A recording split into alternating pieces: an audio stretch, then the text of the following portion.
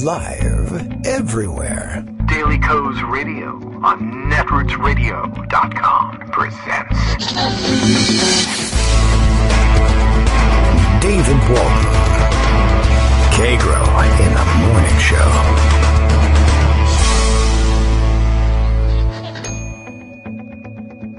Now, here's David Waldman. Hey, good morning, everybody. How you doing? It is Thursday, April 11th, 2019. Time to be arrested by British authorities and dragged out of the Ecuadorian embassy. Do I want to talk Assange? What kind of question is that, Armando? I guess I'm going to have to. He's been arrested today. It says, the Daily Kos headline on it is, on behalf of the United States, which is interesting. So I know Julian has always been interested in what the underside of a bus looks like, and I guess he now gets his view. I love WikiLeaks, and I love arresting their founder in the Ecuadorian embassy. I don't know what's going on. I don't know how to untangle this. I just noticed RT, doesn't stand for R retweet, but it does in this case because I retweeted it. But Russia Today, the RT network, tweeting out video footage of him being carried out of the Ecuadorian embassy, I guess by British authorities.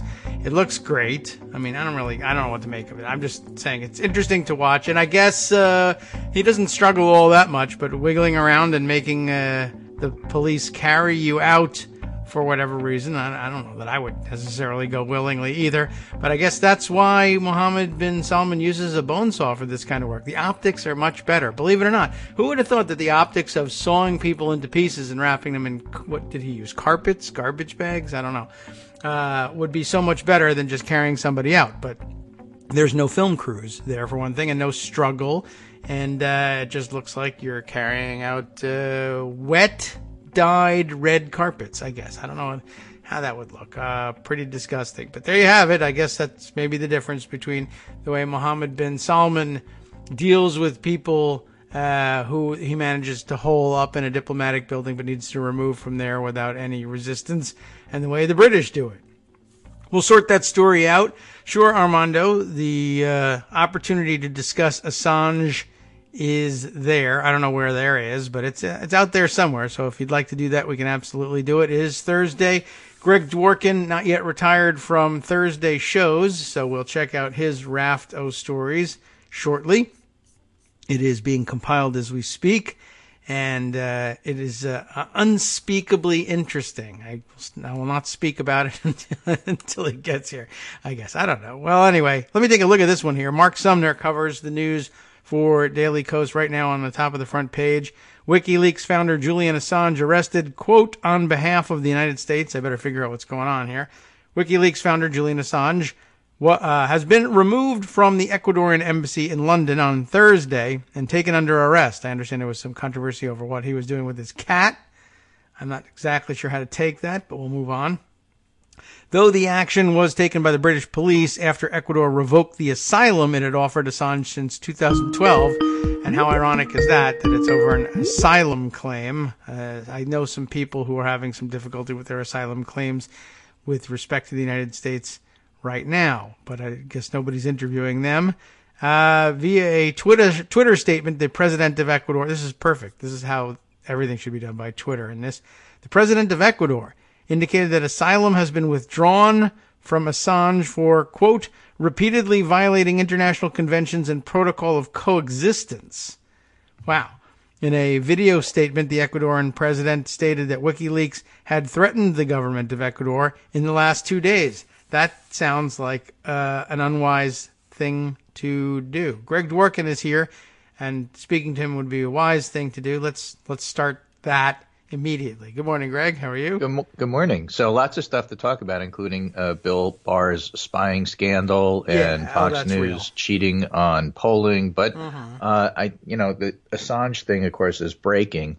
Yes. And fascinating. And again, this is Armando's wheelhouse, so very important for him to weigh in on this. But the thing that struck me somewhat amusingly is that he was arrested in London at the Ecuadorian embassy, as you say, when Ecuador removed or pulled back on its asylum offer. Yeah.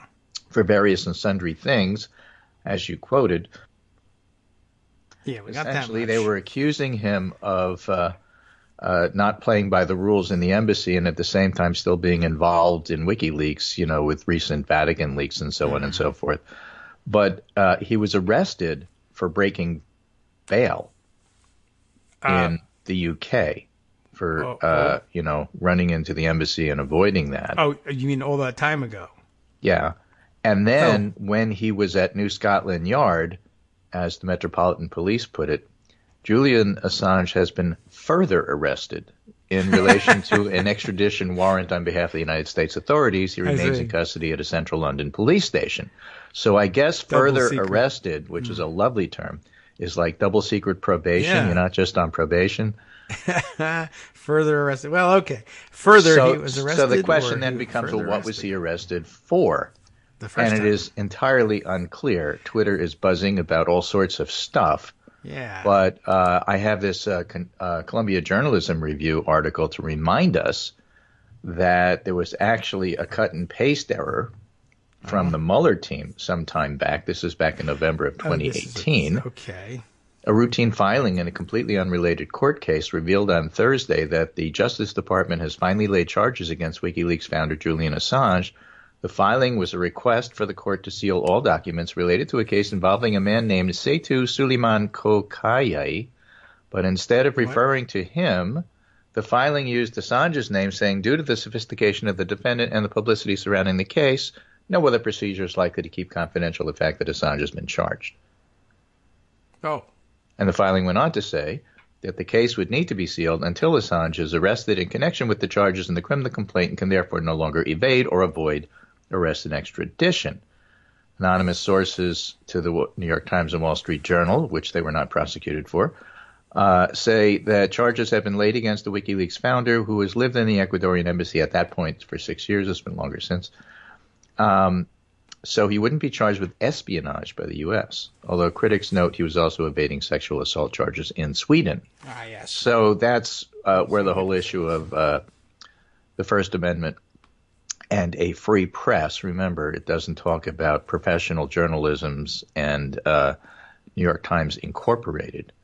So a blogger should be protected under a free press rule just as much as somebody who works for the New York Times and has an ID badge, right? And so if the point there is, if Assange is being prosecuted because he published stuff, that's bad and would probably be seen by most news organizations and many others as a violation of the First Amendment. But if, on the other hand, he is being prosecuted for the violation of the Computer Fraud and Abuse Act, which essentially is a cybersecurity law that says you can't really go around hacking computers, that's a different story altogether. So if he's going to be charged for hacking, that's one thing. If he's going to be charged for publishing, that's another thing altogether. And it's really hard to know how to feel about it until you really know what he's being charged for. That is true. I mean, I don't know. It's okay to But it's okay. worry, you can make up your mind. speculate. It's irresponsible not to. Exactly. But the point is, while you do that, while one does that, while people do that, it would still be worthwhile to point out we don't know what he's charged with. And so those are different things. Definitely true. Yeah, I mean, if you don't know, I don't know how you address it. You can speculate on it and say, well, if he's charged with this, then if he's charged with that, then another thing. If he's charged with animal cruelty because he didn't take care of his cat, which somehow the cat's been taken care of. The cat's already been adopted. Oh, I heard you saying arrested. It's the UK. I mean, that news piece came out almost immediately. Assange arrested. Don't worry about his cat. Yes, I see. This just in, the cat has been further adopted. Yes, so that's good news. Further taken care of. Right. It's a second round of Fancy Feast. Yeah, exactly. So, I thought all of that was interesting, So we'll have to wait on that. Again, Armando should weigh in. These raise potential huge First Amendment issues, but actually, I don't know. I don't know. Well, we'll find out.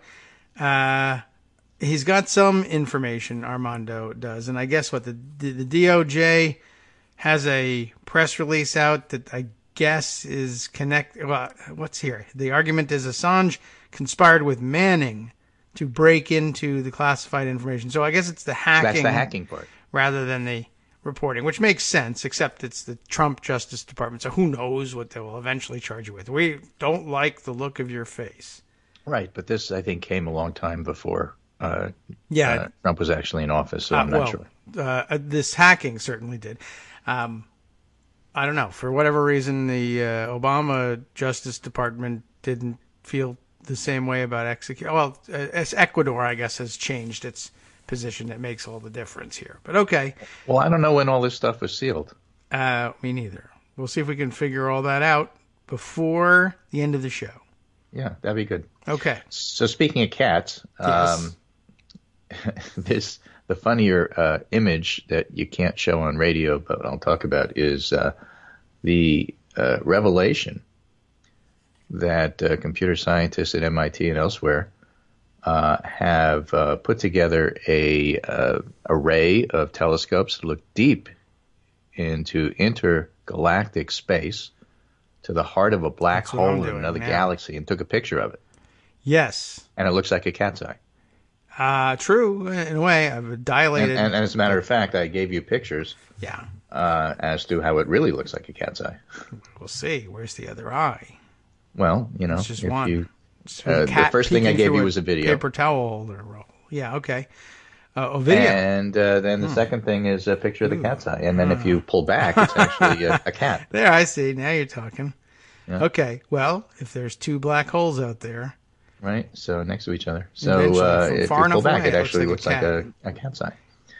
Now, the black spot in this image, says one Twitter aficionado, is larger in diameter than our solar system. It weighs more than our galaxy. Its halo is matter literally being ripped apart and accelerated at near light speed as it disappears forever into a gravitational prison from which there is no escape. In other words, it sounds like my typical Monday morning before I have coffee. Well, it's not the stuff that has gone into the gravitational prison. It's the stuff that's being ripped apart before actually. Well, you can't see the black hole. That's the point. Yeah. You can't see it because light can't escape. So what you're seeing is a ring of matter around it. Right. That's being ripped apart, and that's what's causing the fiery look with the pupil of the eye, of Sauron's eye, looking at you is actually part of the black hole. The black hole's in the middle, and then the dark around it isn't the black hole itself, but it's still part of the process where light can't escape because it's getting bent.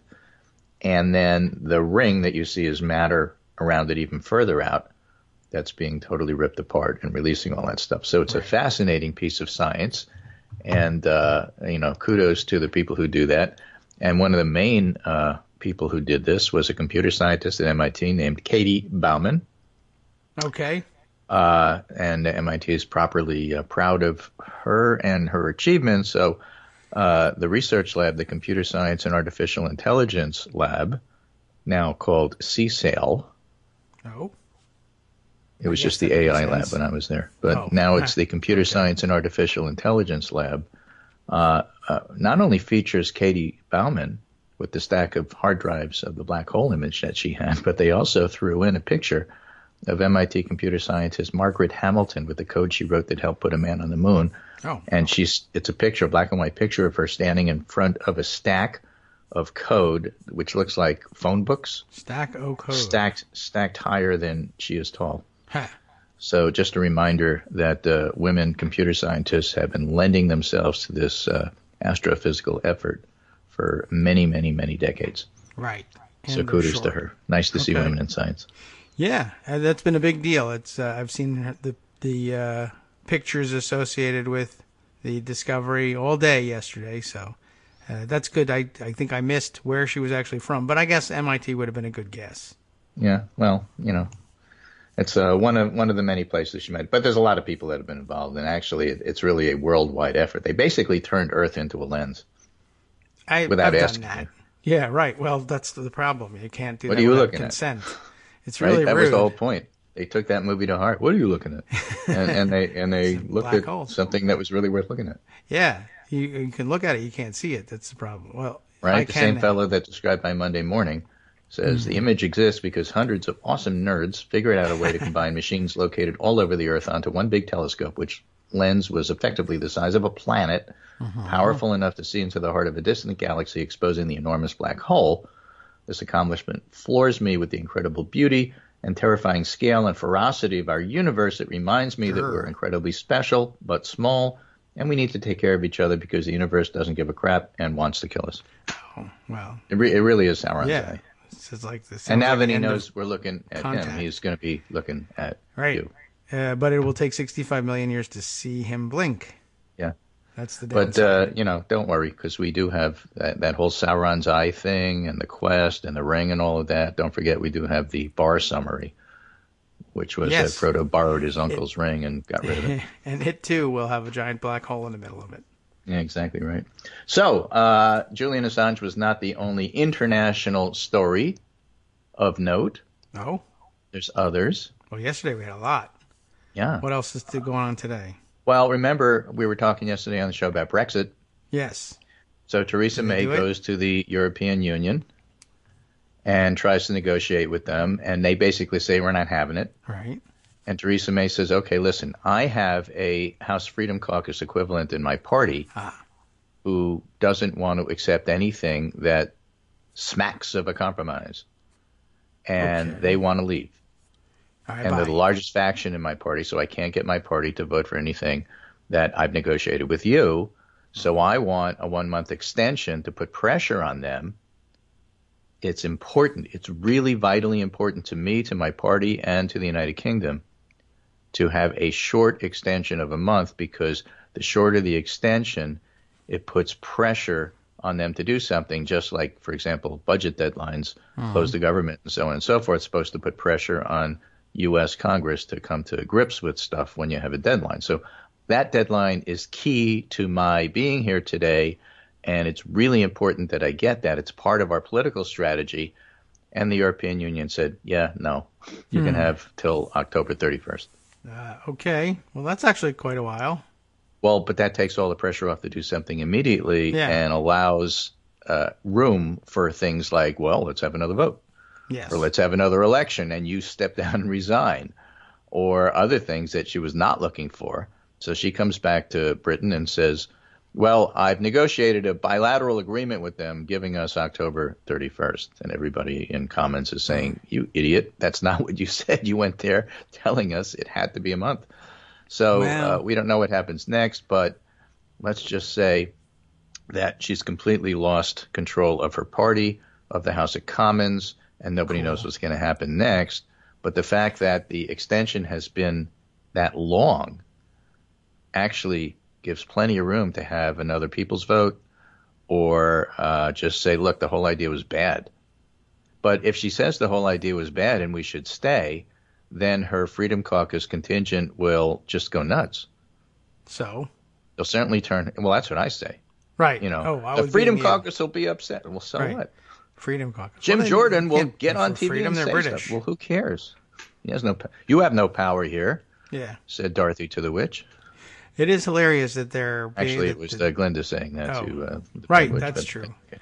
Right, but she was thinking it, Dorothy. She just didn't have the courage to say so. She didn't know, but Glinda did. Later. Right. Well, in the end, she knew all along or something. But, yeah, the British the irony of the British being driven by what's essentially the Tea Party is hilarious. Yes, they were but pro-tea. That's exactly what's happening, and it's better understood that way. So the European leaders, of course, were not of one mind on this. Macron in France said, okay, you want a month? Have a month. After that, you're done. We're finished with you. You're an idiot. And Angela Merkel said, no, that's not a good idea. Not because of British demands, but for our own interest, Angela Merkel said. Yeah. She left the door open to more extensions because Germany would fight for an orderly exit, because Germany is Germany. Germany fights for orderly everything. Yeah, that's one of their problems. Interesting. We'll see how this shakes out. I like that they've got they do have enough time to vote. They can further vote on Brexit after they're done being further arrested. So here's the problem. What the European Union is essentially saying with this extension is not just that you can't have what you wanted for your own political purposes. You actually have to do what's best for the country and the world. Mm-hmm. They're also saying that during the time frame that we have this extension, you remain in the European Union subject to the previous agreements until it's superseded by whatever it is you decide to do. That means you have to participate in European parliamentary elections. Remember, the Brexiteers are hardline xenophobes that want nothing to do with other countries. Yeah. I mean, and yet you still have to participate. You still have to be part of the common union laws and rules. But essentially what you're setting up is if you do it this way, you are still subject to the rules that control the European Union, but you have less and less say in it.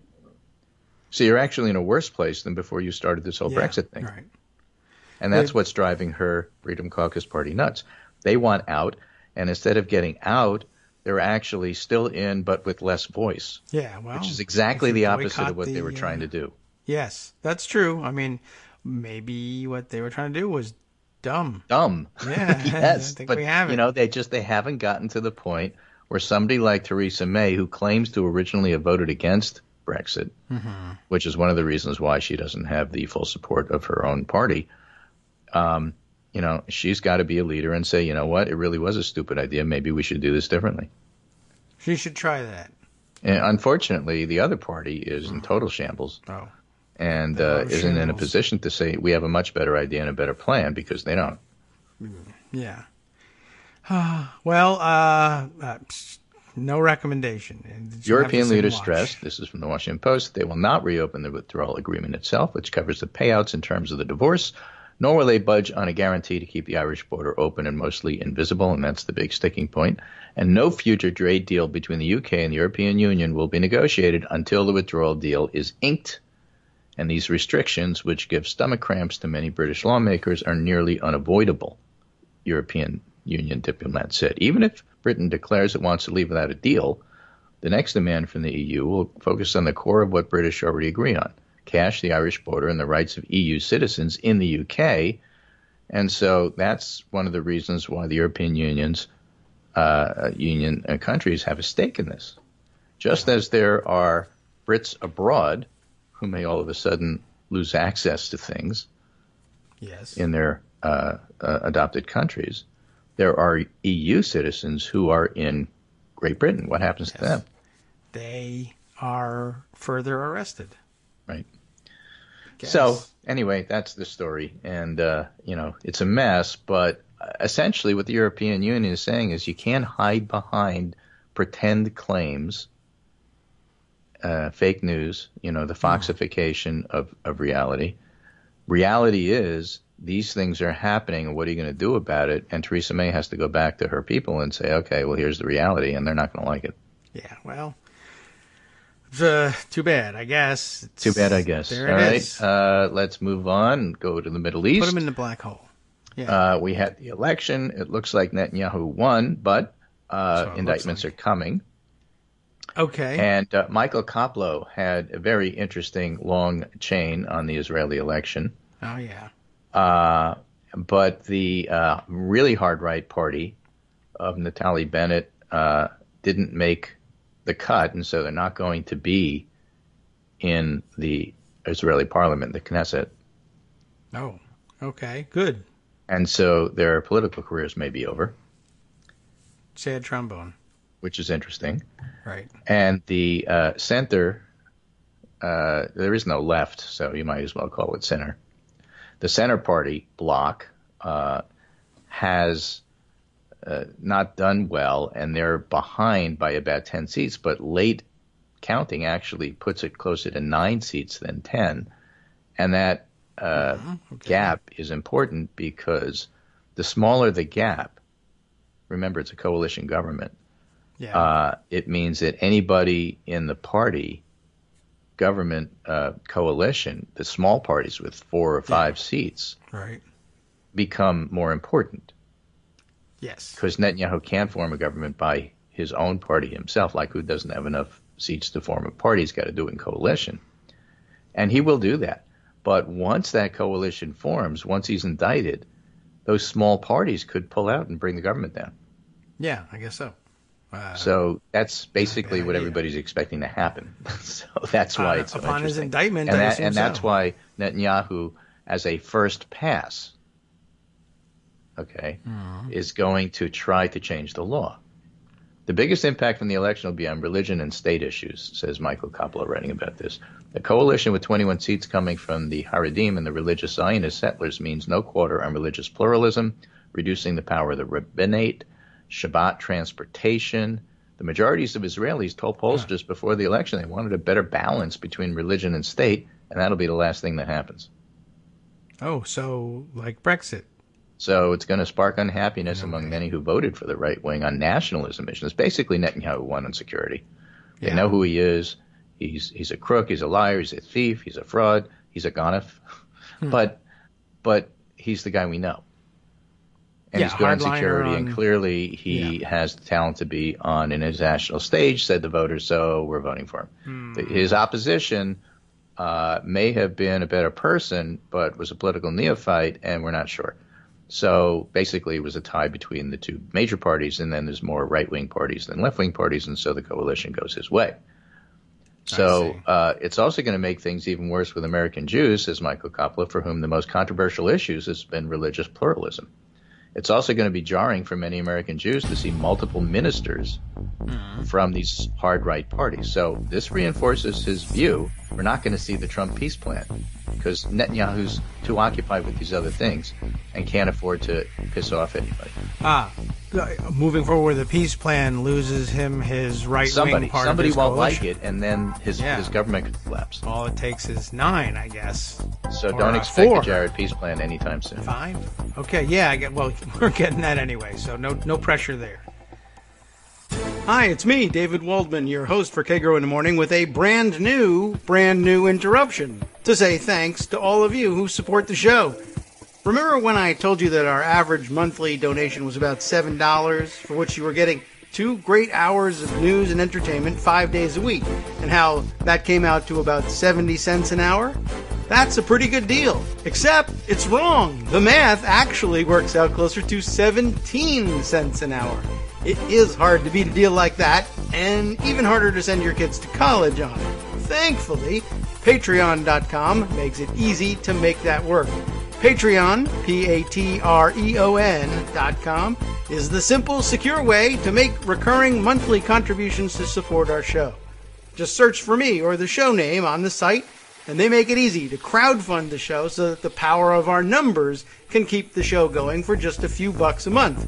Once again, thanks so much for all your support.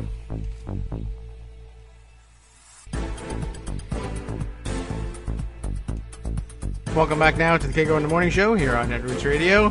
I think I need to do the engineering here and see if I can add Armando to the call myself. I still haven't quite figured out how to add someone who calls me without losing you. So let's try this. While David's playing with that, there's 2 issues on the table for Armando that I see. One, of course, is the Assange freedom of the press and how that fits in. But the other is Bill Barr's reprehensible testimony yesterday. Yes. To Congress. Okay. I believe we've got him. If anybody doubted that he's a political hack, he pretty much showed it yesterday by introducing Benjamin Wittes, who's no liberal, has a piece here. Bill Barr's low moment. Attorney General Bill Barr's statements today on supposed spying, with scare quotes about it, by the FBI in the Trump campaign before the Senate Appropriations Committee was indefensible. Okay. Indecipherable, contentless on the one hand, and incendiary on the other. That about sums it up. I think so. All right. Let's see if we can get Armando in here, although my screen says his mic is muted. There he goes. Okay. Yeah. Are you here? I was just, I'm right Sure. here. Okay. If you had muted it on purpose, that's fine. Just I wondered if we were missing valuable I was trying commentary. to avoid the ambient noise. Yes. Okay. Very good. Excellent. Bill Barr, reprehensible. Or Julian Assange, defensible. Which one do you want to tackle first? Well, let me do, because you mentioned Ben Wittes, who I despise, and I know you just put the red cape out there for me. Well, I had to get you on. Right, it works. Because you know what Ben Wittes wrote on April 1st? Let's give him a chance. Was he serious? Yes. Yeah. Wait and see. No, he did. I've been giving Wittes a hard time about it for 2 weeks since. You know what? He should put his face in front of that little cannon and take a shot right in it. That guy's the worst, and he should shut up and never be cited again, Greg. So I blame you too. I look at it as when you've lost Ben Wittes. Yeah. No, he won't. The next guy he'll want to give a chance to. This guy's the worst. And you know why? Because he's bad himself on most everything. So that's a different story. Oh, but anyway. well, yeah, but he's right about this. It was Bill Barr's low moment, except for the Iran-Contra and all the other stuff that Bill Barr has done. But it was really a terrible thing that he did. And, why do you mean? Even Joe Manchin recognizes it. Joe Manchin's been interesting. I don't know if this is by strategy. I do see that he's out there. Yeah, he's the point person saying there's a bunch of crap. And I do think it's by strategy. And it's a good strategy. So, having Manchin out there as the guy who's saying this is terrible is pretty smart. But anyway, that's their take. What's your take? My take is the guy should be impeached as Attorney General immediately. I mean, this guy is John Mitchell. I just don't know why people don't say that.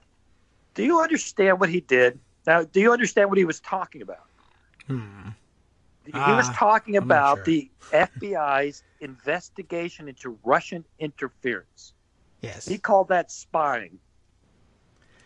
Did he, though? Yeah, before he walked it back. I guess. My theory on it is... Did you hear the way he walked it back, though? Oh, I didn't. When Schatz came in and says, no, I know you're not this kind of guy. I assume you misspoke. He didn't really mean spying, did you? And the guy says, oh, you don't like my word?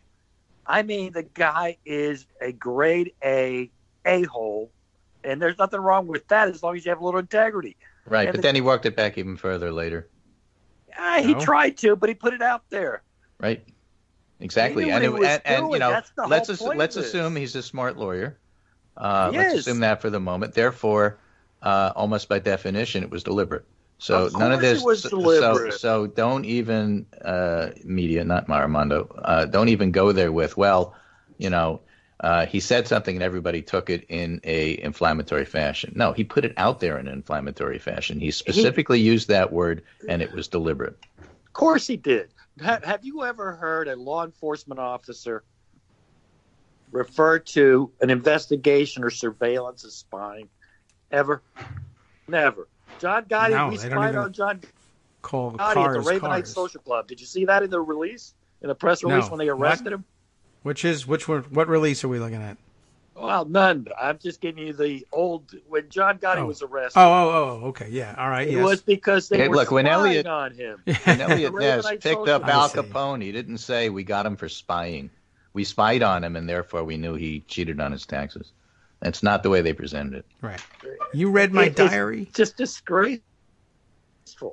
I mean, I don't know. At this point, this is what I'm saying. I don't know. And I've got to say that the media actually handled it pretty well yesterday, kind of shockingly, except, of course, in the New York Times. Well, actually, the New York Times is incapable of covering a story. I have the New York Times in my hand, the hard edition, and let me read you the headline because it was much better than what was on cable or on the internet, rather.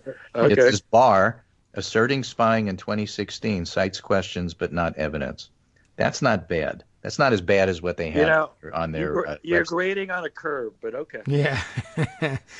Oh, yeah. Well, it's certainly better than Trump exonerated. True. Who's the byline on that story? Nicholas Fandos and Adam Goldman. All right, because I got to figure Peter Baker was nowhere near it.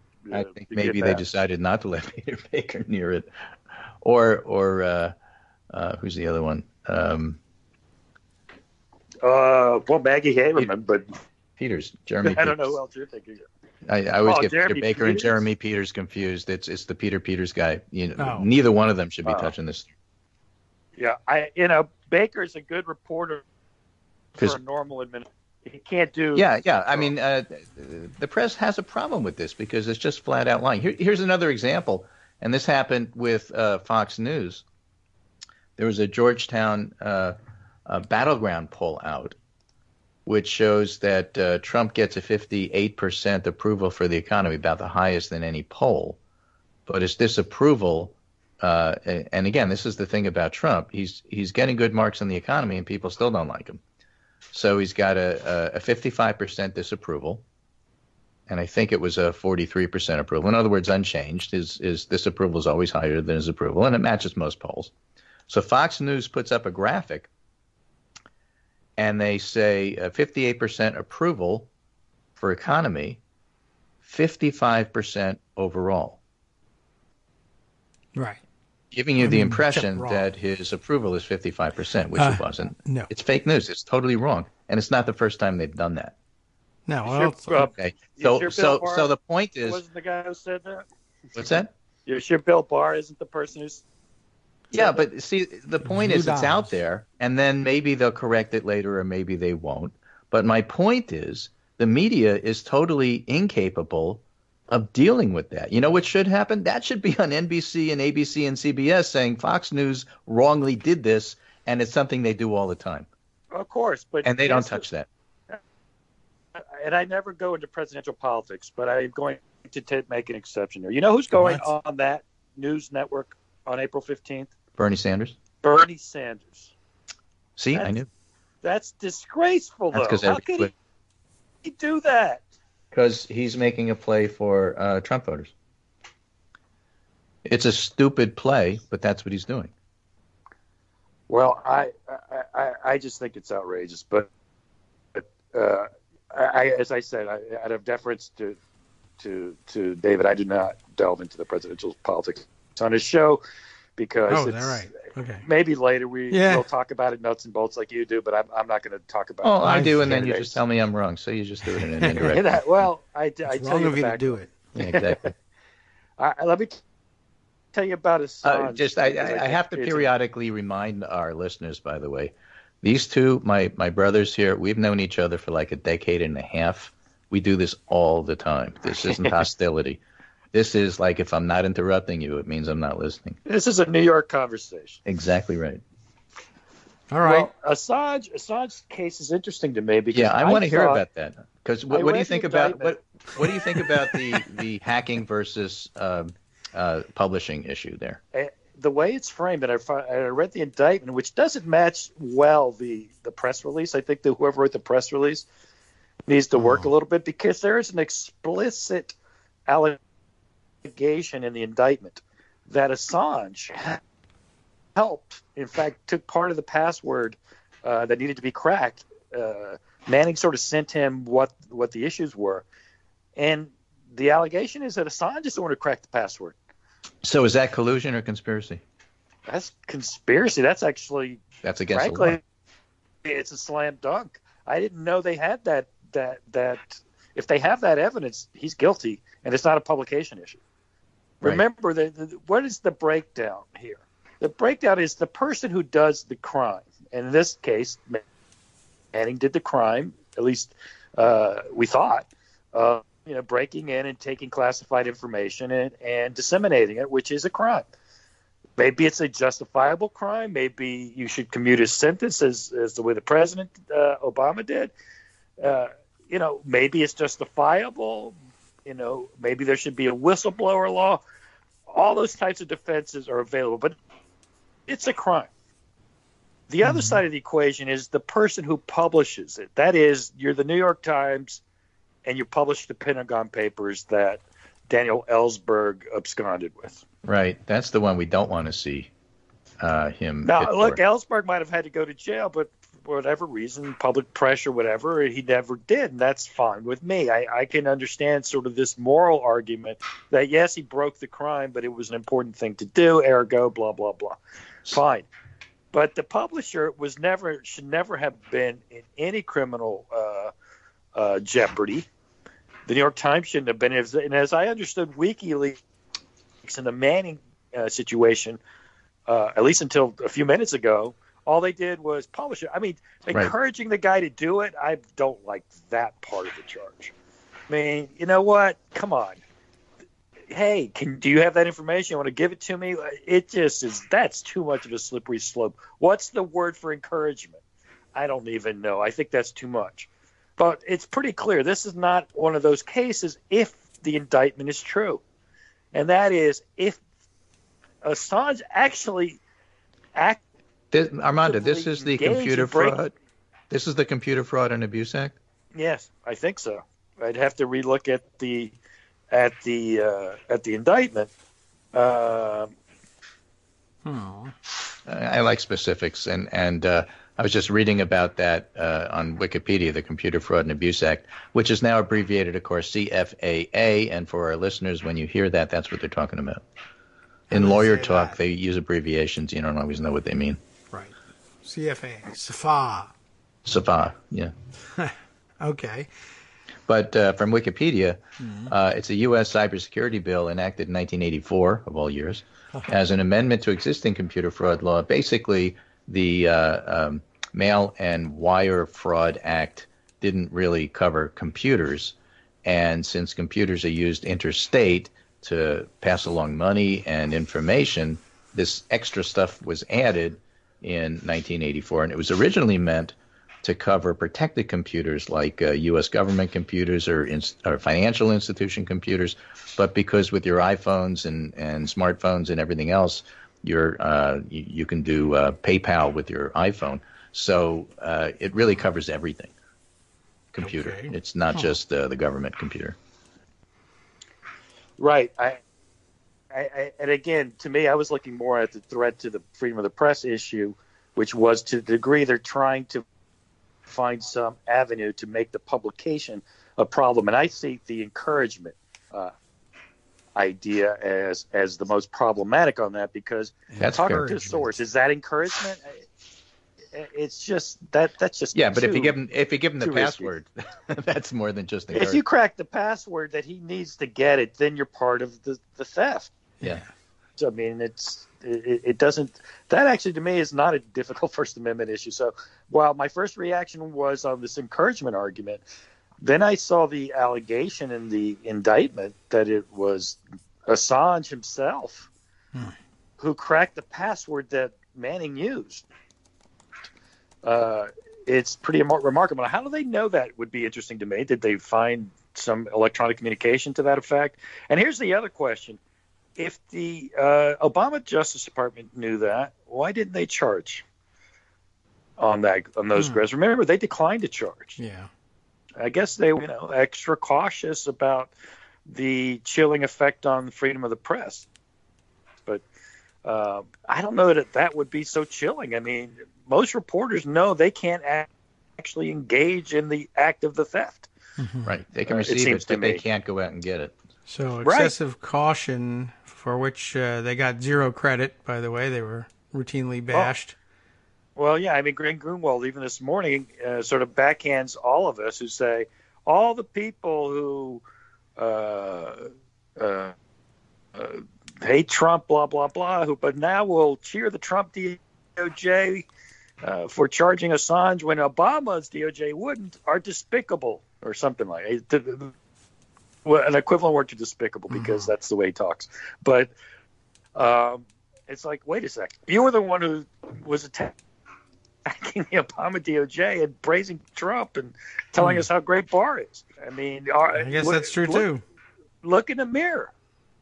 I was actually one who was saying, before I saw the indictment, that this seemed like a bad thing to do. But then again, as I said at the beginning of this discussion, it's about cracking a password. Right. Every journalist knows you can't do that. Right. And once you take it away from ability to publish, it's a totally different discussion. You're now part of the story. Therefore, you will find a lot of Assange defenders making it about publishing, when in fact it may not be. Well, I thought it was about publishing, but it's not. It's about driving the getaway car. I mean, it might be. Let's put it this way: that might be the motivation for the indictment, but the activity that is being indicted is the cracking of the password, not the publication. Right. In fact, they don't talk about publication at all in the indictment. Yeah. So sorry, Assange defenders, but Yeah. he's well, you'll guy. get your chance. I think it's defend a hard against the charges. out to defend Assange here. Well, someone's going to do it anyway, and they'll be paid to do so. Not Pamela out in the Anderson public. I mean, she's upset and she doesn't like the way he looks. He counsel doesn't for the look good. defense. He doesn't look good. He needs a razor. I mean, he needs a shower and a razor. This is a great thing for Assange. So you have to understand. he's now going to get a lot of money and a lot of publicity, a lot of martyrdom, and I still think prudentially I wouldn't prosecute him because it's what he wants. Yeah, it's what he wants. I mean, listen, I know I'm a nice guy. I in think jail. we should give him what he wants. I am against it. I would use my prosecutorial discretion and look at the overall picture and say, you're going to end up rewarding the guy for activity that you don't want to encourage. Well, you could make him ambassador to Australia. Well, well, that's the funny part because he wanted that. Because I think as David started the discussion at the top of the show, he said, Trump is an ungrateful guy. He's, and I used one of Matt Gertz's lines: "When you work with Trump, he will humiliate you, but when you work with Trump now, he will get you arrested. He'll have you arrested." It makes me wonder whether he's, let's arrest him and then I'll pardon him, and top of that, and drive the libs crazy. Here. Yeah.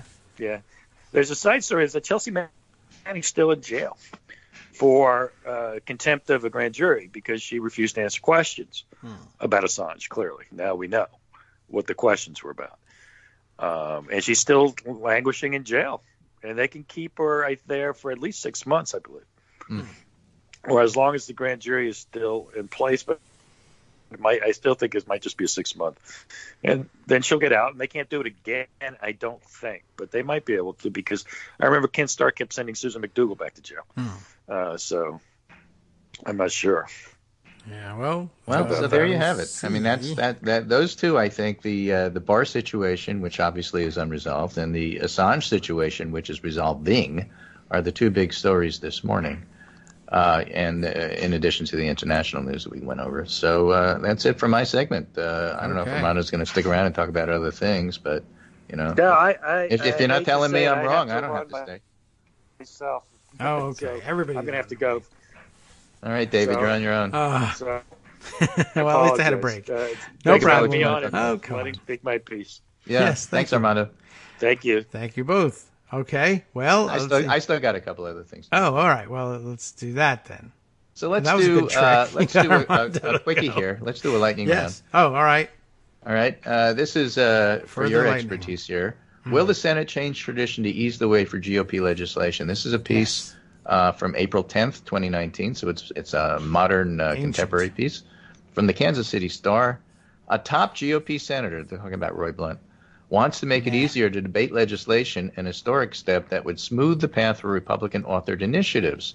Roy Blunt, the Rules Committee chairman, just engineered a successful drive to change Senate rules and tradition to make it easier to approve President Donald Trump's nominees. And now it takes 60 votes to overcome a Senate filibuster and begin debating a bill. The Senate has 53 Republicans. Blunt would like to lower the number needed to proceed to 51. I see. Interesting turn of phrase. Who are you reading here? Kansas City Star? Yep. All right. Is that their original work? I guess. Just curious. That's all right. Well, most things. It's David Lightman. David Lightman, I don't think works at the Kansas City Star. Didn't he hack into the Whopper? David Lightman, I think, is McClatchy. So I think this is a McClatchy story. Okay. Wasn't that the name of the kid from War Games? Is this a joke? The only way to win is not to play. Yeah, right. Matrix glitch. Okay. As is often the case, I think they glossed over a lot in explaining the problem. Right away, a top GOP senator wants to make it easier to debate legislation. Nothing could be easier than to debate legislation. The problem just debate. You can debate it forever. Stopping the debate. Exactly. But it's not entirely wrong, because it sounds like what he's trying to do here is eliminate the filibuster on the motion to proceed. Which he says, I still think we need 60 to proceed to legislation. There are ways to shorten the process, maintain that 60-vote threshold. But each step in changing the rules leads to another. So I'm not exactly sure what he's talking about. It may be that he does not know what he's talking about, which he's only the chairman of the Rules Committee, so what's the big deal? But it's easier to debate. I guess if you're talking about changing the filibuster or eliminating the filibuster and the motion to proceed such that a bare majority can vote to proceed to any bill, then it's not entirely wrong to say that you want to make it easier to debate legislation. Because if you're debating the motion to proceed, that's what he's talking about here. He wants the nix the 60 vote threshold to start debating bills. Yeah. Well, okay. I mean, I don't know what to tell you. It's interesting because there's no. If you've ever watched the debate on a motion to proceed, they don't debate the motion. They debate the bill. I mean, all it is extra time to debate the bill. And then, of course, remember, keeping in mind that the filibuster, well, a number of things. Keeping in mind, one, that it doesn't appear anywhere in the rules. It's a creation of what has filled the void in the rules. In that all the rules say is how many votes it takes to stop debate.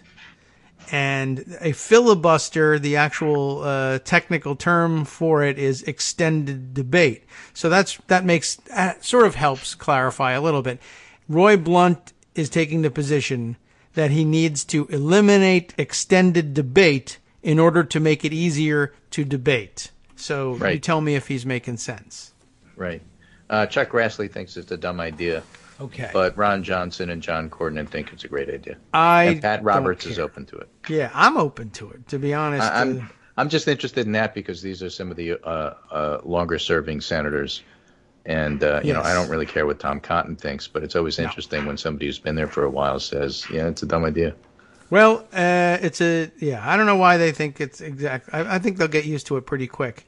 But eliminating the debate or the filibuster of the motion to proceed is something I've thrown out there before, too, because it was abused very badly by Republicans during the Obama administration. You added a additional filibuster hurdle so that any bill had to overcome a filibuster twice at a minimum in order to get passed. But if you don't have the votes to overcome the filibuster on the underlying bill, then it matters very little whether you find them on the motion to proceed, except to be able to say, well, we actually got to the bill and then couldn't vote on it. It doesn't make a great deal of difference.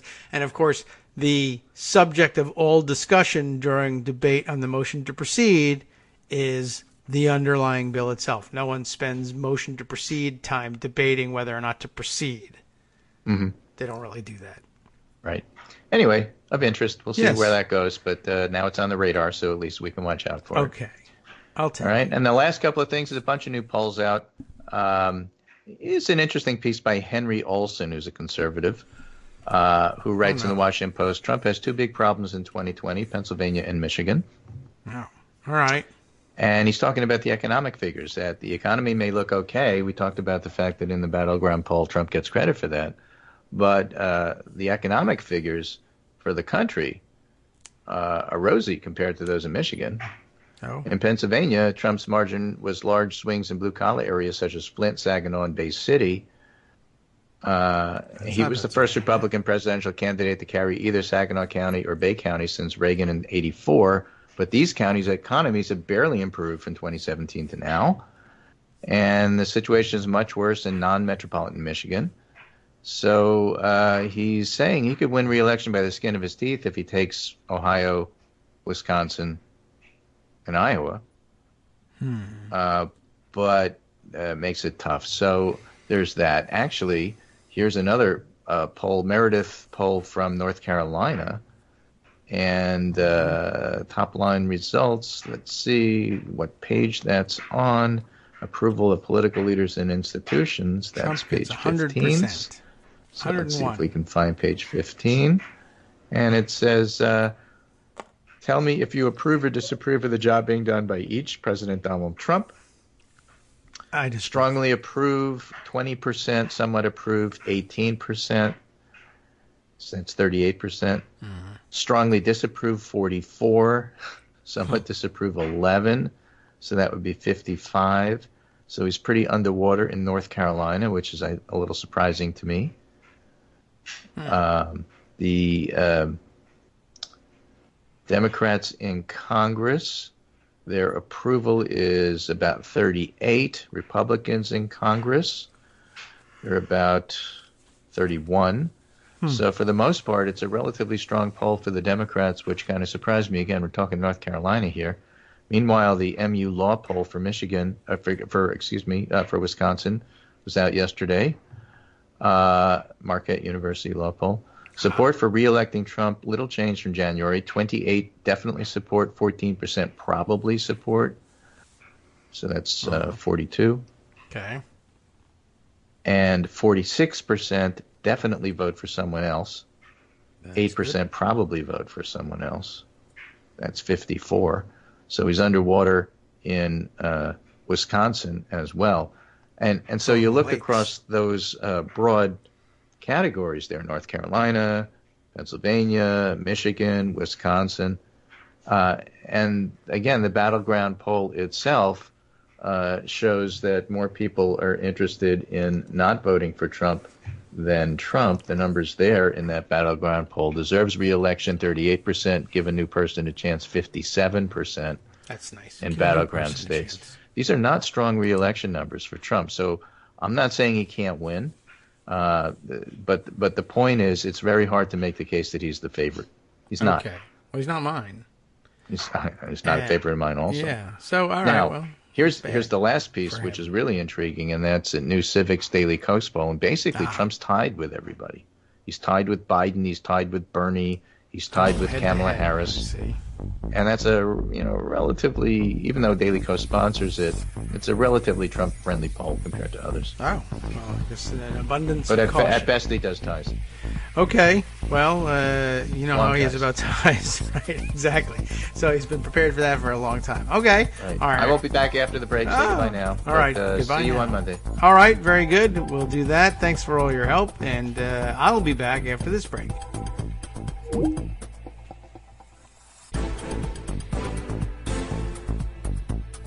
Welcome back now to the Kagro in the Morning Show here on Roots Radio, and back into the news mix for the day.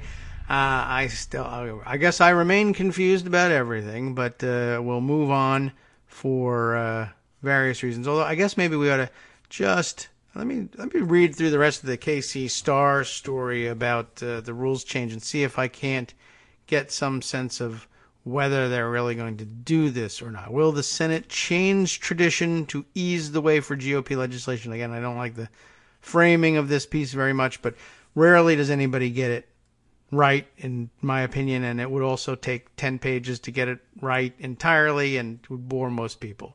So I understand why. It just upsets me nonetheless. But that's why we have this show. So a top GOP senator, I dispute that he's really on top, Roy Blunt, wants to make it easier to debate legislation, which is a weird way of putting it, an historic step. And there you have one of the other few remaining outlets besides this one that will say an historic step. I applaud that, quite honestly. An historic step, which isn't really all that big of a deal, that would smooth the path for Republican-authored initiatives. It would, of course, smooth the path for all initiatives, but Republican-authored ones first because they are in the majority. And presumably this rules change, which probably isn't even a rules change, but rather the establishment of a counterintuitive and upside-down precedent instead, will survive this Congress and be available to a Democratic one later on. Now, back to the story. Floating the controversial idea is Senator Roy Blunt, the Rules Committee chairman, who just engineered a successful drive to change Senate rules and tradition, not rules, but rather precedent and tradition, to make it easier to approve President Donald Trump's nominees more quickly, and indeed any president's nominees. Please do keep that in mind. It now takes 60 votes to overcome a Senate filibuster and begin debating a bill. That is to say, the motion to proceed is subject to extended debate, and it takes 60 votes to end debate, which is technically about the question of whether or not the next order of business will be some bill or another, a specific bill. And if you can't end debate on whether or not you should begin debate on a new bill, then you can't vote on the question of whether or not you should begin debate on this new bill. And the Senate doesn't just automatically do stuff. A lot of people don't really think about that part of it. Certainly listeners to the show have it figured out by now.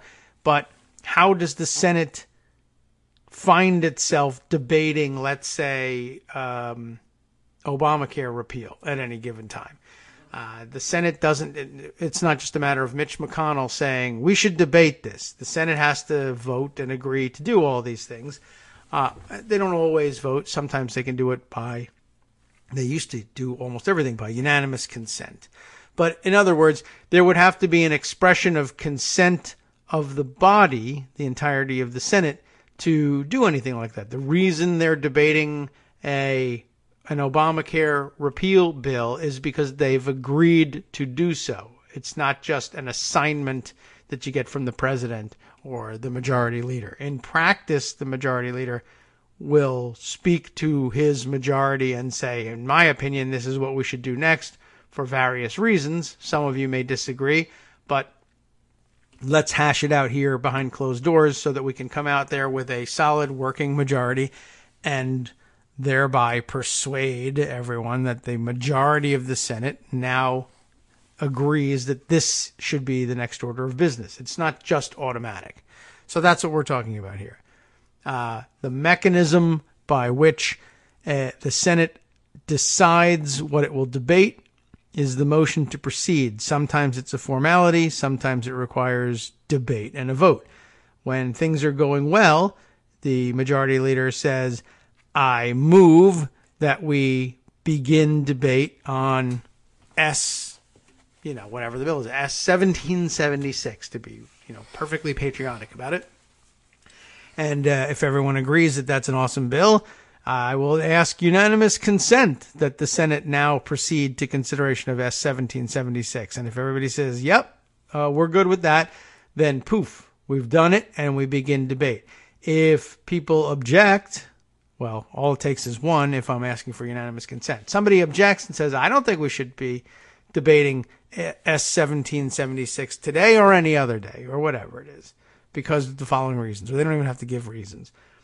The objection destroys unanimous consent, and then I say, all right, do I think that I have enough votes to move to the consideration of the bill either now or eventually? Or do I just want to, I don't know yet. I just want to get started on the process. Somebody objects, and it's a dumb objection, and I don't like it. What do I do? As majority leader, I would then say, all right, well, first I say, I ask unanimous consent that the Senate now begin debate on S 1776. Object, I object. Objection is heard. All right, well, in that case, I move that we do now proceed to consideration of S 1776. First, I asked unanimous consent. Somebody said no. Therefore, I move that we do it, which is my, asking the Senate, all right, should we have a vote on it? If one guy objects, that can stop us when I use unanimous consent. But if one guy is the only objection when we have a vote, then it's 99-1 and I win. So that's what this is all about. I move that we do it. All right. And the only wrinkle that came up was, some years back they realized, oh, hey, there's nothing in the rules that says the motion to proceed is privileged in a way that would prevent us from employing a filibuster on. I move that we now proceed to S 1776. And somebody else will say, well, that's an interesting suggestion. I think that we probably should not. Let's talk about it. And if they just keep talking about it or indicate to others that they intend to keep talking about it, you find yourself in a situation where if the majority really wants to move on to S 1776 and asks, all right, listen, I think we should stop debating this already. That is the question of whether or not we should debate 1776. Vote yes, and then we'll start that debate on 1776. And look, if you don't like the bill, vote against it. You could even filibuster it, but let's get to the actual technical debate on the bill. That's what's going on here. And it is kind of an annoying waste of time. And certainly when we were first contemplating reforms to the filibuster, because filibusters of motions to proceed were wasting so much time, I was open to the idea, and I still am open to the idea of making the motion to proceed either non-debatable, which would really, I think that would be going too far, but time limited. Perhaps a motion to proceed could be either, that's an easy way to handle it. You say, they'll be limited to whatever, some number. Debate and negotiate the number. Pick one out of a hat and say motions to proceed are debatable for 10 hours. At which point, at the end of 10 hours, without a filibuster available, there's no need for a cloture vote. With no need for a cloture vote, the matter can be settled by majority vote. And then you can move on to the actual debate of the underlying bill. It's not the worst thing in the world, but when it gets abused badly. In other words, even if you don't have enough votes to sustain a filibuster of a motion to proceed, this is how it was abused very often by Republicans in the past.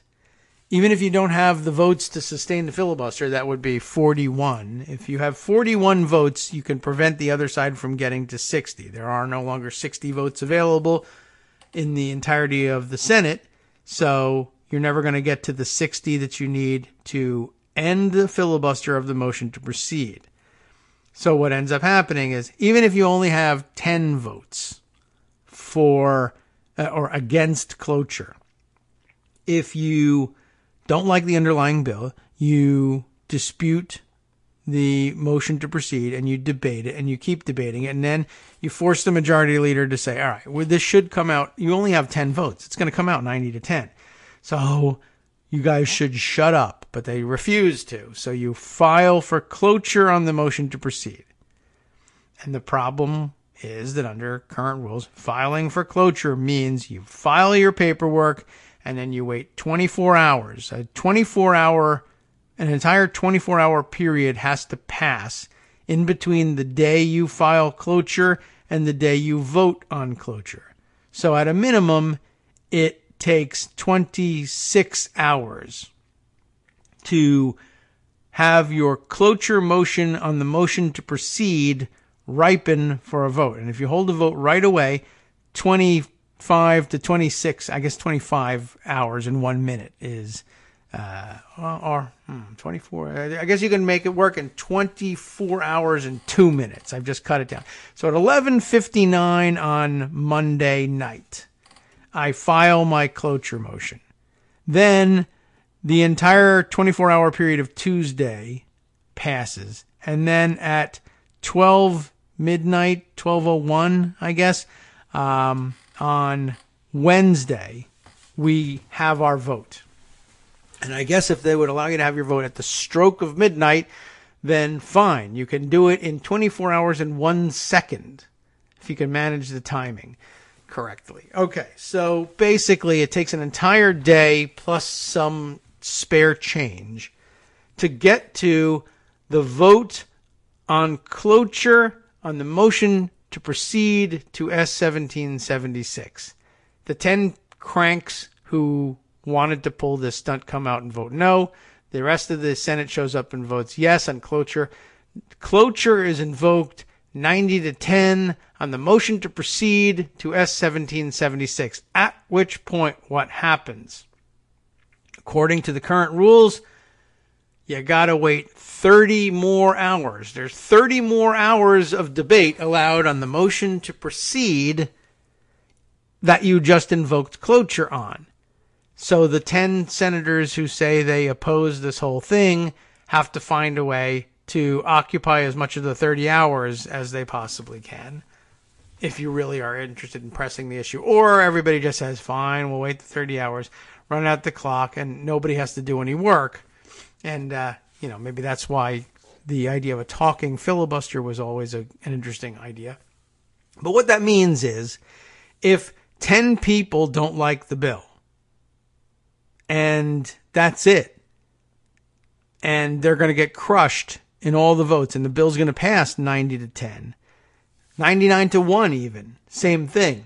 Or sometimes, a bill pass 100-0. You can still do all of this just by objecting to unanimous consent and threatening a filibuster of the motion to proceed.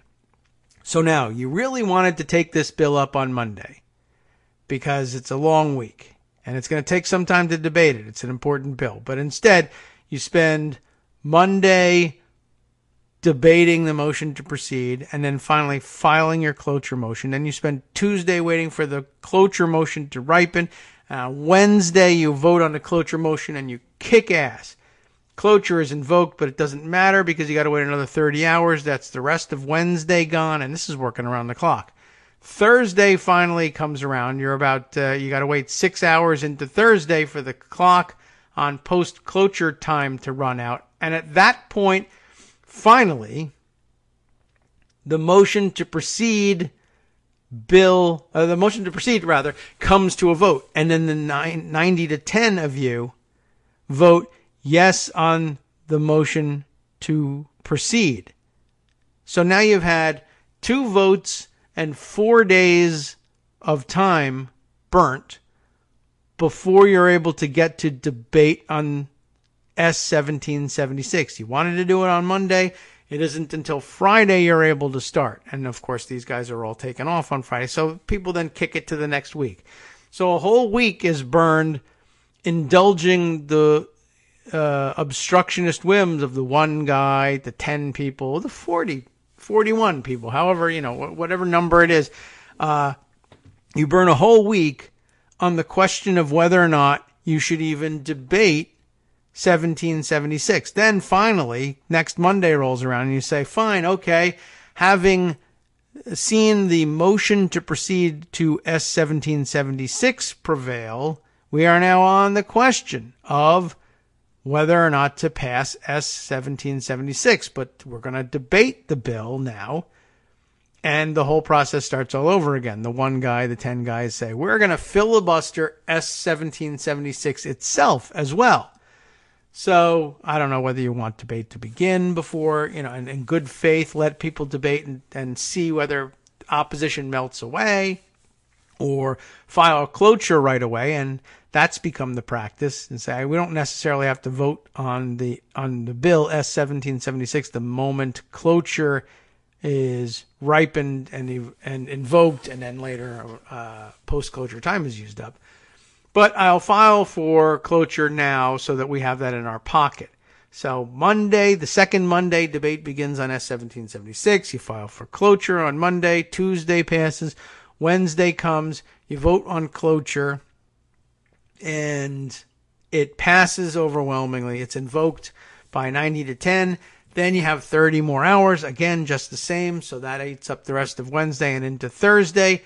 So a bill that is supported 90-10 can take about 2 weeks to get through the Senate, even when it's got overwhelming support, if people just want to drag their feet and make things take as long as they possibly can. That's where the motivation to eliminate the filibuster on the motion to proceed comes in. It would at least, how would it work out? Monday morning, you'd say, I ask unanimous consent to proceed to 1776. No. Objection is heard. Fine. I move that we do now proceed to the consideration of S-1776. We filibuster the thing. I file for cloture immediately. Tuesday comes and goes. Wednesday we vote on cloture, or I guess we don't need to anymore, right? That's the issue, right? If you've eliminated the filibuster on the motion to proceed, you make your unanimous consent request Monday. This is the mistake I made. No, I move that we now go to it, and if you make it non-debatable, the vote comes up right away. If you make it debatable for 10 hours, you spend Monday debating it, and then Tuesday you vote on the motion to proceed. When the motion to proceed carries by majority vote, you immediately move on to the consideration of S-1776. There's no post-cloture time to run out, so that the situation, instead of taking a week to get to the underlying bill and then a week to deal with cloture on the bill. You propose debating it on Monday, and by Tuesday, you're ready to roll, which is a much more reasonable way for the Senate to operate. The only, downside to doing this now is that Republicans availed themselves of this throughout the Obama administration and really throughout the Clinton administration as well when they were able to do that. But it really came to a peak during the Obama administration. So when Democrats have the White House and want to legislate, the answer is no. Now Republicans have the White House, and the answer is yes. That makes me annoyed, and I think that they should suffer the same fate, but that's not really a logical position. So here we are, floating the controversial idea. Senator Roy Blunt, the Rules Committee chairman who just engineered the successful drive to change Senate rules and traditions on nominees. It now takes 60 Senate votes to overcome a Senate filibuster and begin debating a bill.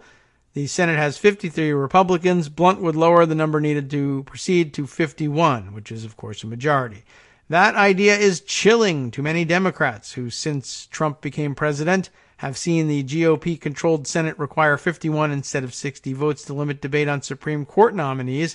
And last week, it chopped the debate time allowed for prospective federal district judges from 30 hours to 2, a change championed by Blunt, and you might as well add a change opposed bitterly by Blunt when it was proposed by Democrats just a few years ago. Why does it chop the number of hours allowed for debate of prospective federal district judges from 30 hours to 2? Because it cuts post-cloture time on the nomination from 30 hours to 2. Just to be clear about what it's doing. Same 30 hours we were just talking about before with respect to a bill. So, those moves allowed Trump Supreme Court nominees Neil Gorsuch and Brett Kavanaugh to win confirmation, which may not have happened if 60 votes had been needed to limit debate. Gorsuch was confirmed with 54 votes, Kavanaugh by a 50-48 margin. Now, Blunt, a Missouri Republican, is trying to apply the 51-vote rule to legislation, which I intend to do later. So, okay. It's not clear whether Senate Majority Leader Mitch McConnell would support such a change, and Blunt, who like McConnell is opposed to doing away with the 60-vote threshold altogether, has no immediate plan for moving the idea forward. But most Democrats are wary, nevertheless. They see Blunt's initiative as another step in the ongoing Republican strategy to speed their policy agenda into law. I'm afraid Nuclear Mitch has more tricks up his sleeve, said Illinois Senator Dick Durbin, the Senate's second-ranking Democrat. But he's probably also thinking, well, this guy's doing the work for us. Blunt said his proposal would not eliminate the filibuster, one of the Senate's most cherished traditions, it really isn't, designed to protect the rights of the minority, and that really isn't true either. 60 votes would still be needed to limit debate and push legislation to a final vote. Blunt's goal would be to streamline the legislative process by making it easier to start debating, by making it easier to stop debating on the question of whether or not to start debating. It's very complicated.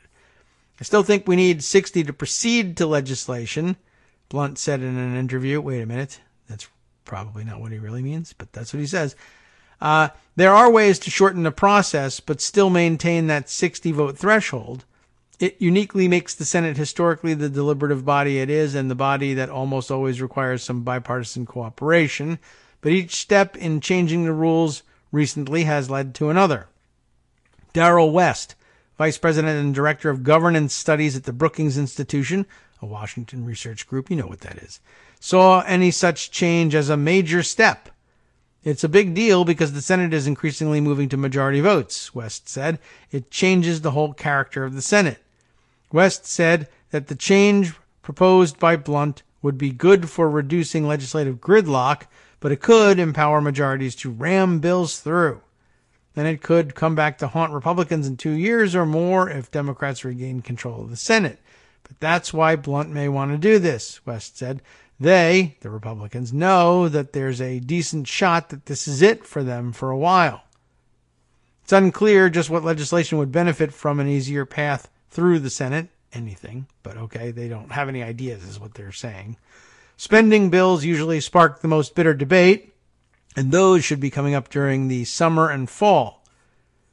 The idea to allow debate on a bill without needing 60 votes emerged in 2015, really, after McConnell, frustrated by what he saw as Democratic obstruction, appointed a GOP task force to examine the Senate's rules. It's all hilarious because, of course, you all know very well that this has roots that actually predate 2015, at which time, of course, it was McConnell who was using the Senate rules to frustrate the Democratic majority. And now he's just discovered that this is annoying. Blunt led that group back in 2015, along with Republican Senator Lamar Alexander of Tennessee. Republicans were angry that then Democratic leader Harry Reid had used the so-called nuclear option to lower the number of votes needed for most executive and federal judicial nominees, though not for the Supreme Court, from 60 to 51. Republicans, however, had yet to employ nuclear tactics themselves, and the task force's proposal to nix the 60-vote threshold to start debating bills never got traction. Since then, however, McConnell has resorted to the nuclear option twice to speed up the confirmation process for judges. Trump himself repeatedly said that he wants McConnell to do away entirely with the 60-vote requirement for legislation. Bernie Sanders, the Vermont independent seeking the Democratic presidential nomination, said Wednesday he wants to change the filibuster rules to make it easier for his Medicare for All plans to pass. Elizabeth Warren, also running for president, recently agreed the 60-vote threshold should go. A growing number of Republicans in the Senate feel something should be done, and Blunt's idea is seen by some as a compromise.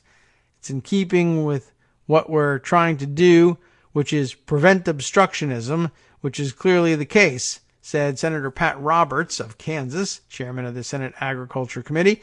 We waste an awful lot of time in not legislating. Of course, if you have no ideas how much of it is really wasted.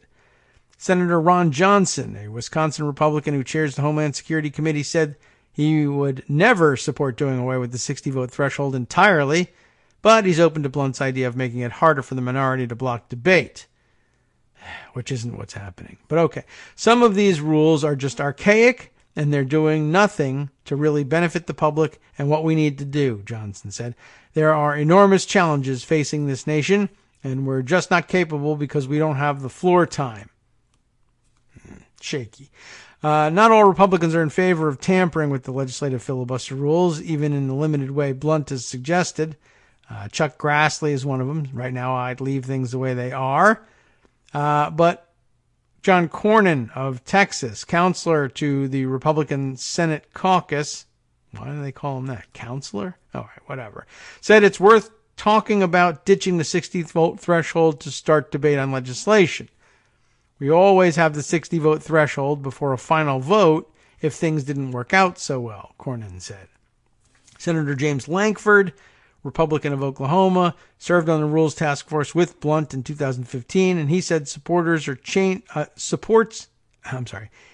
he supports changing Senate rules to allow bills to go to the floor for debate with just 51 votes instead of 60, but he's committed to keeping the 60-vote requirement to limit debate and move to a final vote. To me, the majority party should be able to debate whatever they want to debate, he said, but the final vote only happens when both parties agree. Well, no, that's not always the case, but okay. Lankford would only make the rules change if at least 60 members of the 100-person Senate were on board. That needs to go through a formal process. That's a body-wide issue that needs to be resolved, Lankford said, but that's going to be a departure from the process they're going to use, and I don't think he has any say in that. But he's saying that it ought to take 60 votes in order to change the interpretation of the rules such that the motion to proceed is either time limited or eliminated entirely, and that's kind of silly. I think he's the only one saying that. That needs to go through a formal process, right, and all that. We did read that. And I guess that's actually the end of the article, which is good timing because our next break is coming up, which is fine also because it gives us a chance to reset, get off the process, and head over to the other stories which have been waiting in the wings, some of which are extraordinarily interesting. And it'll set me up for finishing up the Friday show that I'm preparing for you later as well.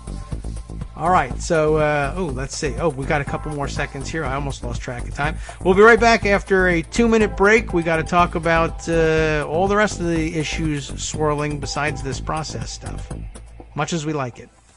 Hi, everybody. It's me, David. Let's change things up from the old fundraising pitch for just a minute and talk instead about how you can be a part of our show. If you've got a smartphone or any other electronic recording device, why not sit down and record a segment for us? Read us an important article and give us your take. Read one of your own original essays, or even just give us your commentary on something you'd like to share that's important to you. Then send the file to me at kagrox@gmail.com, and I'll try and work it into the show. Short segments, a few minutes in length, are easiest to fit in. And of course, I can't always guarantee that I'll be able to play everything, but if you've ever shouted at your radio or TV about something you wish was being covered, here's your chance to change that. Make the show your own. Send your submissions to me at kagrox@gmail.com.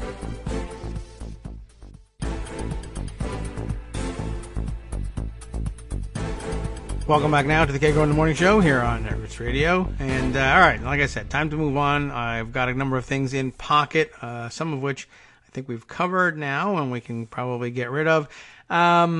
We need to do a few stories, and some of which can be sort of lightning roundish, but the weight of the requests that are out there, that is to say 2 or 3, people have said, all right, the next story really ought to be about the retirement of Donald Trump's sister, Marianne Trump Barry, a federal judge in, what is she, the 3rd District? Is she a 3rd District court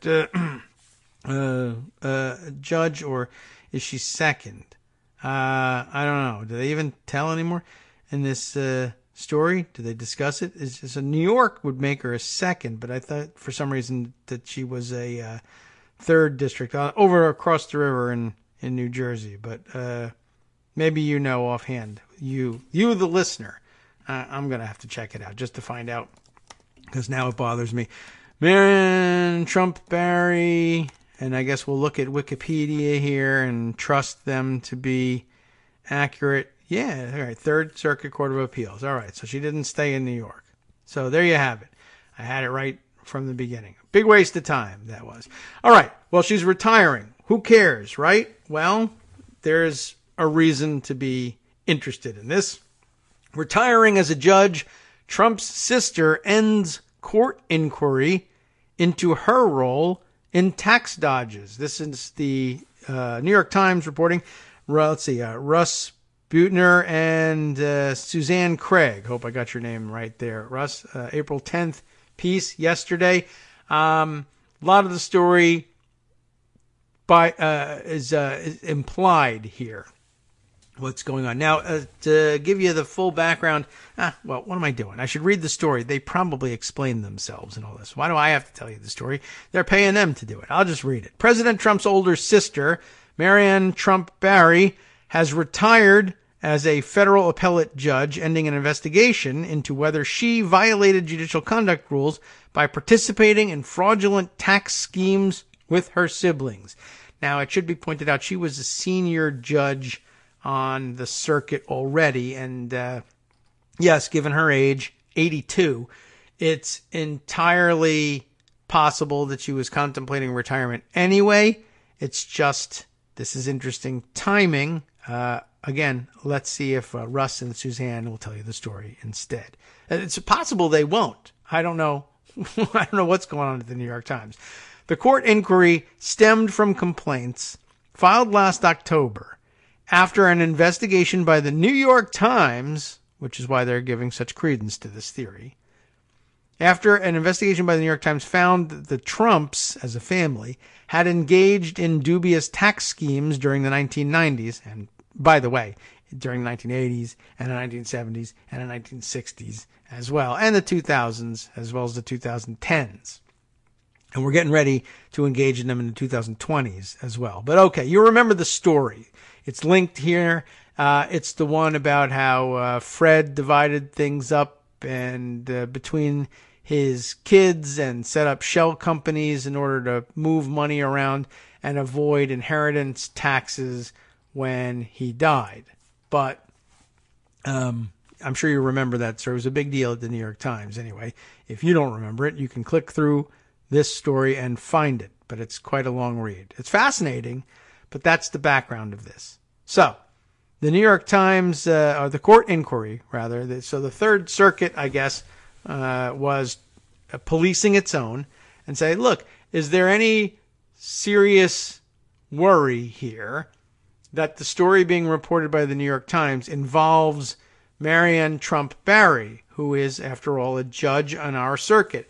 If all the siblings were involved in, or the beneficiaries of, this fraudulent tax scheme, then we have a problem. We have a number of problems. One of which is the president is guilty as well, but we can't really do anything about that here at the Third Circuit Court of Appeals. But we can do something about kicking his sister off the court, or recommending, I guess, that Congress do that for us if there are serious reasons to believe the story and her connection to it. So, where were we? The investigation by the New York Times found that the Trumps had engaged in dubious tax schemes during the 1990s, including instances of outright fraud that greatly increased the inherited wealth of Mr. Trump and his siblings. Judge Barry not only benefited financially from most of those tax schemes, the Times found out, she was also in a position to influence the actions taken by her family. Judge Barry, now 82, has not heard cases in more than 2 years, but was still listed as an inactive senior judge, one step short of full retirement. In a letter dated February 1st, a court official notified the 4 individuals who had filed the complaints that the investigation was receiving the full attention of a Judicial Conduct Council. 10 days later, Judge Barry filed her retirement papers. Of course, so did Greg Dworkin. So, there is that. But Greg, if you were the beneficiary of this fraudulent tax scheme to distribute the holdings of Fred Trump Sr. to the next generation, if you got a piece of that, call me. We'll talk. The status change rendered the investigation moot. That's the important thing here. You don't have to investigate me for the purposes of kicking me off the court anymore. I'm leaving. It's a familiar play, right? It rendered the investigation moot since retired judges are not subject to the conduct rules. The people who filed the complaints were notified last week that the matter had been dropped without a finding on the merits of the allegations. The decision has not yet been made public, except we're talking about it, but copies were provided to the Times by 2 of the complainants. Both are involved in the legal profession. Judge Barry did not respond to emails or telephone messages left at her Manhattan apartment, which is interesting in itself, being that she's a Third Circuit Court judge. But okay, I guess you don't have to, there's no residency requirement, and it's easy enough to get from Manhattan to wherever the Third Circuit is sitting. Judicial Council reviews can result in the censure or reprimand of federal judges, and in extremely rare cases, a referral to the House of Representatives for impeachment. In retirement, Judge Barry is entitled to receive annually the salary she earned when she last met certain workload requirements. Though the exact figure was not immediately available, it appears to be between $184,500, and $217,600. But having benefited from the inheritance schemes of Fred Trump, it shouldn't matter very much. Anyway, the Times investigation focused on how the profits and ownership of the real estate empire built by the president's father, Fred C. Trump, were transferred to Donald J. Trump and his siblings, often in ways designed to dodge gift and estate taxes. A lawyer for the president, one of 2,000 apparently, Charles J. Harder, said last fall the New York Times' allegations of fraud and tax evasion are 100% false and highly defamatory, which of course means they're true. Judge Barry had been a co-owner of a shell company, All County Building Supply and Maintenance, created by the family to siphon cash from their father's empire by marking up purchases already made by his employees, the Times investigation found. Judge Barry, her siblings, and a cousin split the markup, free of gift and estate taxes, which at the time were levied at a much higher rate than income taxes. On a financial disclosure form filed in 1999, Judge Barry noted that her share of the all-county profits for the previous 17 months totaled just over $1 million. The family also used the padded invoices to justify higher rent increases in rent-regulated buildings, artificially inflating the rents of thousands of tenants. Former prosecutors told the Times that if the authorities had discovered at the time how the Trumps were using All County, their actions would have warranted a criminal investigation for defrauding tenants, tax fraud, and filing false documents. Similarly, Judge Barry benefited from the gross undervaluation of her father's properties when she and her siblings took ownership of them through a trust, sparing them from paying tens of millions of dollars in taxes, the Times found. For years, she attended regular briefings at her brother's offices in Trump Tower to hear updates on the real estate portfolio and to collect her share of the profits. When the siblings sold off their father's empire between 2004 and 2006, her share of the windfall was $182.5 million, the Times found. Judge Barry was nominated to the federal district court in New Jersey by President Ronald Reagan in 1983 after several years as a federal prosecutor. She was elevated to the United States Court of Appeals for the Third Circuit by President Bill Clinton in 1999. In February of 2017, shortly after her brother's inauguration, she notified the court that she would stop hearing cases and give up her staff and chambers. She was then considered a senior inactive judge, a status that did not entitle her to salary increases, but that left her still subject to conduct inquiries. Judge Barry did not announce a reason for the change at the time. Following confidentiality requirements, Judge Barry's name does not appear on the order ending the investigation or the correspondence with the complainants. The order identifies the judge in question as a senior inactive judge about whom complaints were filed in October of 2018. Under court rules, all complaints are reviewed by a judge, and those with an allegation of misconduct or disability are generally referred to a panel of judges for investigation. The complainants allege, on the basis of a news article, that the then inactive senior circuit judge may have committed misconduct relating to tax and financial transactions, said the order dated April 1st. The complaints had been transferred to the Second Circuit to avoid conflicts with judges who knew Judge Barry. Interesting. Okay, so the Second Circuit's going to take care of it, but, quite frankly, the judges on the Second Circuit probably know her too. But okay.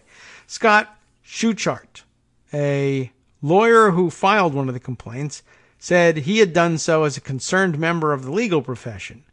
He said he found it galling that Judge Barry, while still receiving her federal pension, was now immune from judicial misconduct proceedings just because she changed from one form of retired status to another.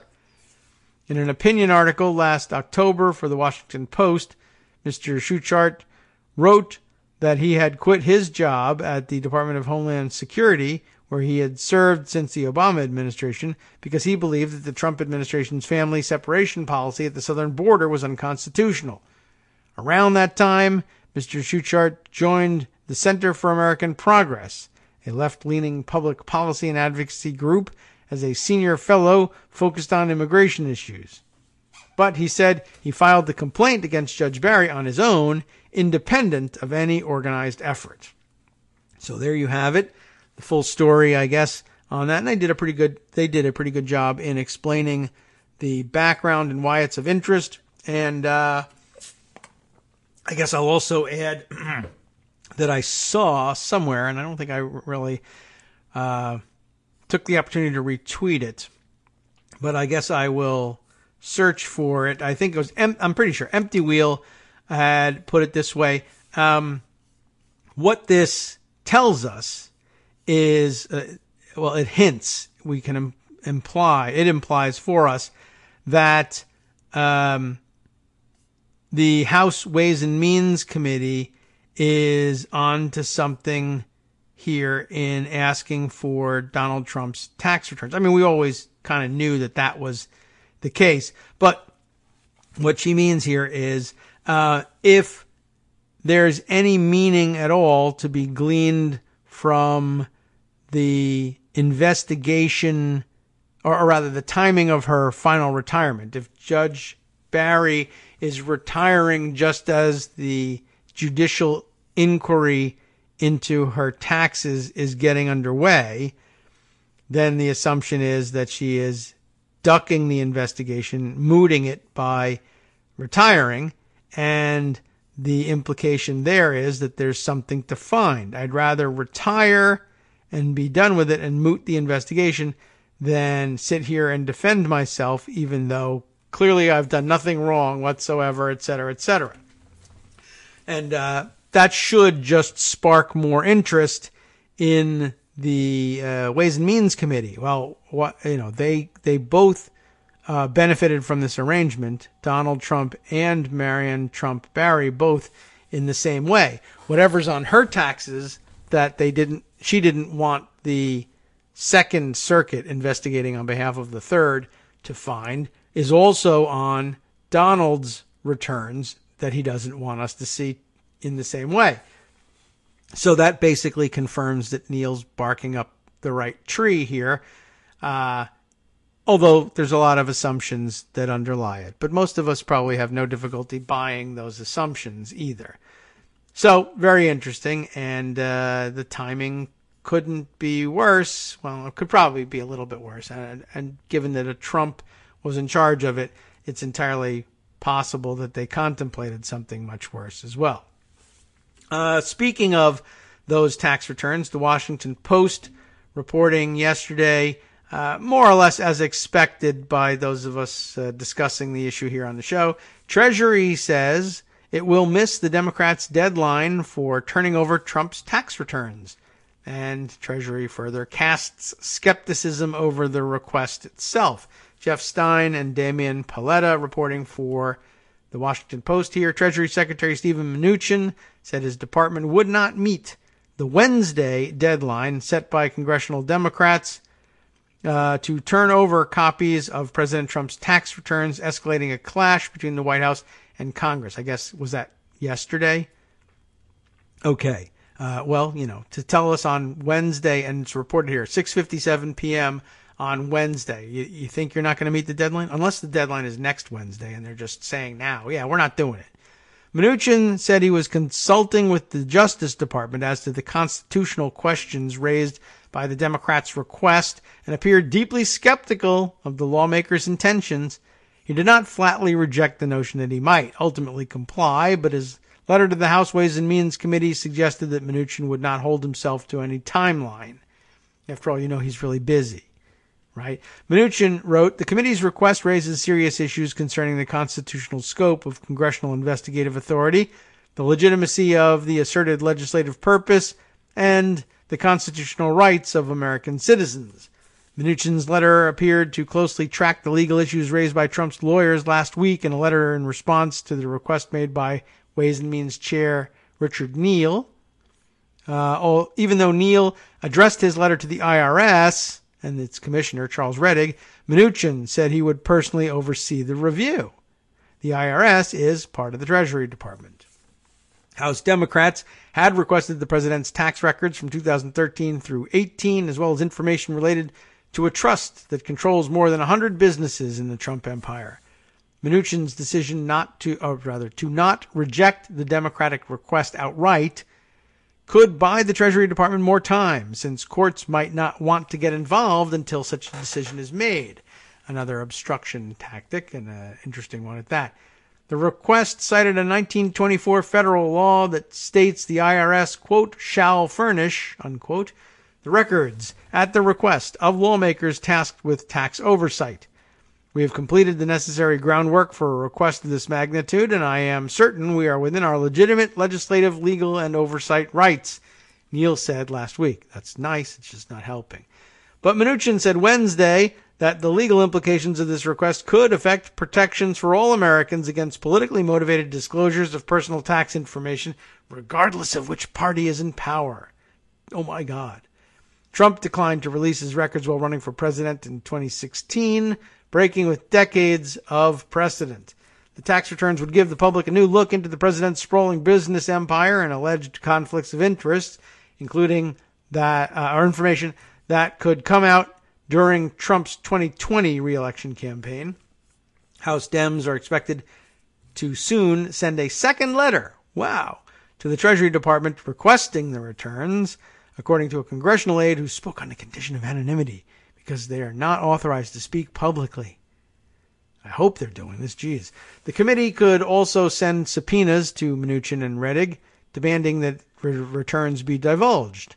If the administration continues to deny the request, House Democrats could also file a lawsuit in federal court, said Daniel Hemmel, the professor at the University of Chicago Law School. Sure, they can. It's not clear how long the subsequent court fights would take. Democrats may choose to request the documents from New York State, as we mentioned the other day. Given that federal taxes are often included as attachments in state tax returns, New York's legislature is considering a measure that would allow Congress to request the president's tax returns from the state's Department of Taxation and Finance. I think it's likely to go to the D.C. Circuit, but does the Supreme Court want to get into this? That's really hard to predict, Hemmel said. I'd be surprised if Chief Justice John Roberts wants to resolve this dispute, but it is an important interbranch dispute. Neal said in a statement Wednesday that he would discuss with legal counsel the best way to respond to Mnuchin's denial of Democrats' request. Congressman Kevin Brady of Texas, the ranking Republican on Ways and Means, said the Treasury Department was right to carefully review the privacy impact of the Democrats' request, saying it sets a dangerous precedent. But Representative Lloyd Doggett of Texas, who also sits on the committee, mocked Mnuchin's letter as double talk and shows Trump is engaging in obstruction. And he is. How many lawyers and how much time does it take for Secretary Mnuchin to understand that shall means shall? Doggett said in a statement. Trump says he cannot release the tax returns because he's under audit. He's still using that excuse. And the administration has put up a united front aimed at blocking the documents from being released. Almost none of the rest of them are relying on the audit. But by the way, one, there's no audit.